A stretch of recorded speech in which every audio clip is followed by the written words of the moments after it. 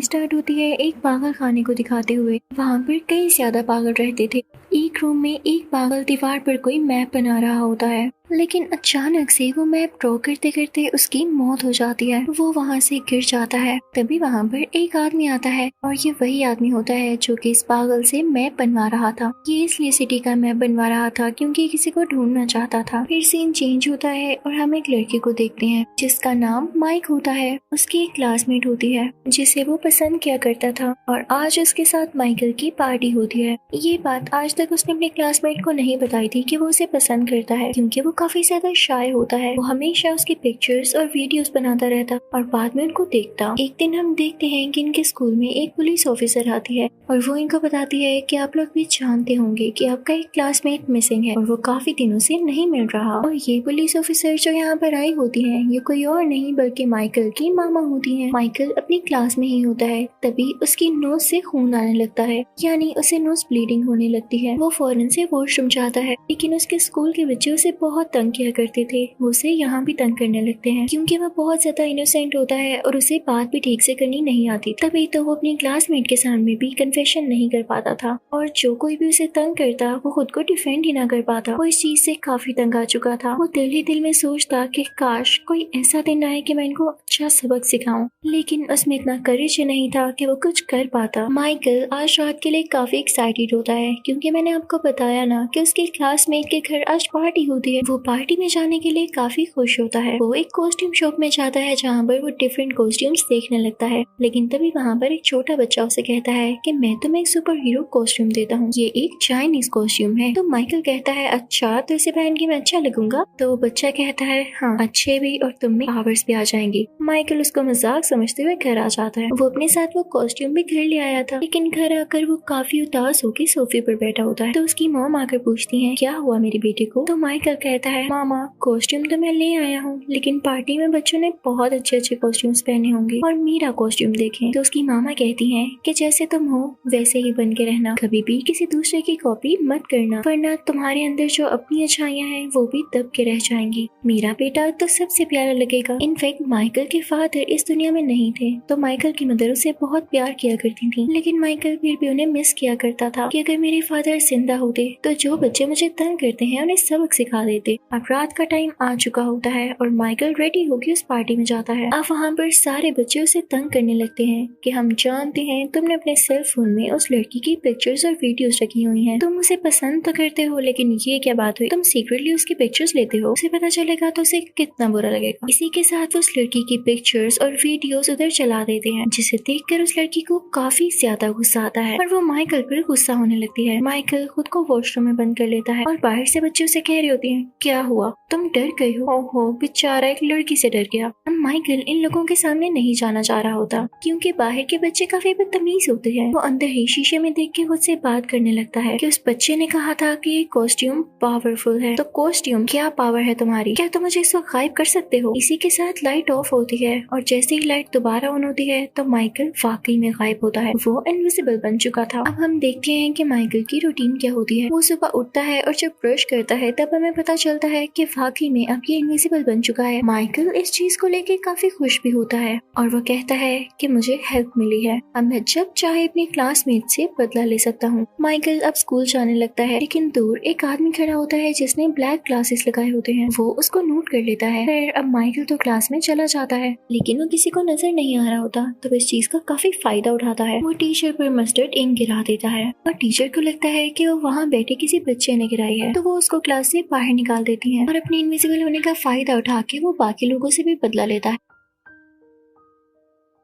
और तभी हमें पता चलता है कि स्कूल से 2 बच्चे और मिसिंग हैं और उन्होंने अपने मिसिंग होने से पहले एक वीडियो मैसेज रिकॉर्ड किया होता है कि हम अपनी मर्जी से यहाँ से जा रहे हैं, हम अपने घर से तंग आ चुके हैं और अकेले रहना चाहते हैं, एक इंडिपेंडेंट लाइफ गुजारना चाहते हैं। तो आज इनके स्कूल में एक साइकियाट्रिस्ट आता है जो कि बच्चों को समझाने लगता है कि आप लोग अभी बहुत छोटे हैं और पेरेंट्स तो हर किसी के लिए जरूरी होते हैं ना, वो हमारी भलाई ही तो चाहते हैं, वरना किसी और का बच्चा जो कुछ मर्जी करता रहे उन्हें इससे क्या फर्क पड़ेगा। आप इस बात बात को समझने की कोशिश करें, लेकिन तभी माइक को फील होता है जैसे वो दोबारा से इनविजिबल हो रहा है। फौरन वहाँ से भाग जाता है और सब समझते हैं कि इसको साइकियाट्रिस्ट की बातें बुरी लग रही हैं। लेकिन जब वो अपनी बहन के पास आता है तो उसकी बहन देखती है कि उसके भाई के कपड़े हैं लेकिन वो इनविजिबल है, तो वो उससे कहती है भाई आप सुपर हीरो हैं। तो माइकल फौरन से अपनी बहन के मुंह पर हाथ रख लेता है और कहता है चुप रहो, ये किसी को नहीं बताना। मैं तब से इनविजिबल होने लगा हूँ जब से मैंने वो कॉस्ट्यूम लिया है, उसमें जरूर कुछ ना कुछ है। के बाद माइकल सुनता है कि उसकी मॉम किसी से बात कर रही है। माइकल इनविजिबल हो जाता है और अपनी मॉम के सामने जाकर बैठ जाता है। क्योंकि उसकी मॉम को वो नजर नहीं आ रहा होता तो वो अपनी कॉल कंटिन्यू रखती है। तो माइकल को अपनी मॉम की बातें सुन के पता चलता है कि वो उनका असल बेटा नहीं है बल्कि अडॉप्टेड है। तो इससे उसका बहुत दिल दुखता है और वो वहाँ से चला जाता है। उसकी मॉम को फील होता है जैसे उनके पास से कोई गुजर कर गया हो, लेकिन उन्हें ये नहीं पता होता कि उनका बेटा माइकल इनविजिबल हो चुका है। एक दिन माइकल बैठा हुआ स्विंग ले रहा होता है, तभी उसे एक लड़की देख लेती है। वो उसके पास आती है और उससे बातें करने लगती है और माइकल भी उससे बातें करने लगता है, लेकिन वो उसे नजर नहीं आ रहा होता। जल्द ही उन दोनों में दोस्ती हो जाती है। अब माइकल सोचता है कि वो उसको बता देगा कि असल में वही माइकल है जो कि गायब हो सकता है और उसका दोस्त है।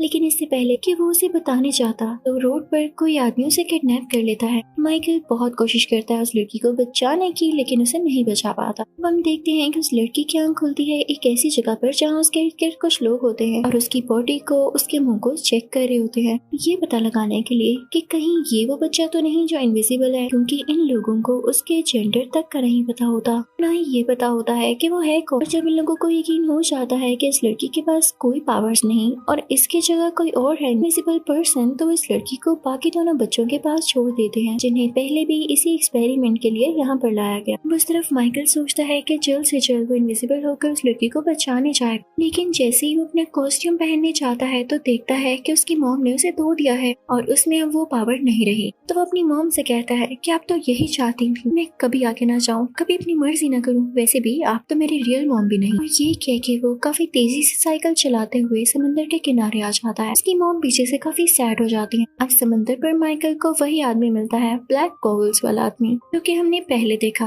और यहाँ पर वो माइकल को बताता है कि जो पावर्स तुम्हारे अंदर आई मेरे अंदर भी वो थी, और वो तुम्हारे अंदर क्यों आई, क्योंकि तुम मेरे बेटे हो। वो ग्लासेस वाला आदमी उसे ये भी बताता है कि तुम्हारी रियल मॉम भी गायब हो सकती थी, यानी उस आदमी की वाइफ। वो अपने बेटे को ये बताता है कि कई साल पहले जब मैं रशिया में रहा करता था तो किसी इंसिडेंट की वजह से वो जगह तबाह हो गई और इसके साइड इफेक्ट्स ये हुए कि कुछ लोगों में सुपर एबिलिटीज आ गई। तो उन लोगों को इकट्ठा करके एक टीम बनाई गई। जो आदमी उसको लीड करता था वो काफी जालिम था, वो हमें यूज किया करता था। उसने अपने पास हमें कैद रखा हुआ था। कई दिन गुजर गए, हमसे काम लेता रहता। उसी दौरान मुझे वहाँ पर एक लड़की नजर आई जो मुझे बहुत अच्छी लगी, और वो लड़की तुम्हारी मॉम है। कुछ टाइम बाद जब तुम पैदा हुए तो हम दोनों ने ये सोचा कि नहीं, तुम यहाँ पर नहीं रहोगे इस जालिम लीडर की कैद में। तो हम दोनों तुम्हें यहाँ से लेकर भाग गए, लेकिन हमारे पीछे उस लीडर के लोग भी लग गए। तो तुम्हारी मदर ने अपनी जान की कुर्बानी दी और हम दोनों से कहा कि हम यहाँ से चले जाएं। वो भी गायब होना जानती थी और वो उस वक्त की गायब है। मुझे लगा कि मैं अकेला तुम्हें इस तरह से नहीं पाल सकूंगा और इस तरह से हम दोनों की जान को खतरा होगा। मैं खुद ही तुम्हें उस पुलिस ऑफिसर के घर के बाहर रखाया कि तुम्हारी जिंदगी मेरी जैसी ना हो। तो माइकल यहाँ अपने फादर से पूछता है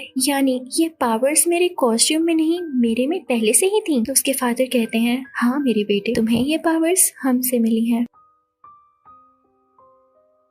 माइकल के फादर उसे ये भी बताते हैं कि मैं माइंड भी पढ़ सकता हूँ और जिस औरत के पास मैंने तुम्हें छोड़ा है वो बहुत अच्छी औरत है, वो तुमसे बहुत प्यार करती है, तुम उनसे सॉरी करना। और तभी वहाँ पर माइकल की मॉम उसे ढूंढते ढूंढते आ जाते हैं। तो माइकल उनसे वैसे ही सॉरी करता है जैसे उसके फादर ने उसे कहा। वो दोनों खुश हो जाते हैं और घर आ जाते हैं। घर आने पर उसे वही साइकियाट्रिस्ट दिखाई देता है जो जानता था कि माइकल गायब हो सकता है। वो माइकल से कई ज्यादा राज उगलवाने की कोशिश करता है, तो माइकल वहाँ से भाग जाता है। दूसरी तरफ हम उसी लड़की को देखते हैं जो माइकल को पसंद करने लगी थी और उसे किडनैप कर लिया गया। वो एक शिप में होती है और वो वहाँ से बाहर निकलने की कोशिश करने लगती है। वो शिप के ऊपर जाती है, वहाँ पर एक स्पॉटलाइट होती है जिसका फ्लैश दूर तक जाता था। वो लड़की उसे ऑन कर देती है और माइकल फौरन से उसे बचाने के लिए जाता है क्योंकि एक साइन था कि वो लड़की है कहाँ पर। अब पीछे से माइकल की वही मुँह परेशान होने लगती है जिन्होंने उसे अडॉप्ट किया होता है। तो माइकल के फादर उनके पास जाते हैं और कहते हैं परेशान नहीं हो, माइकल यहाँ गया है, जल्दी आ जाएगा। माइकल अब काफी ज्यादा कॉन्फिडेंट और क्लेवर हो चुका था।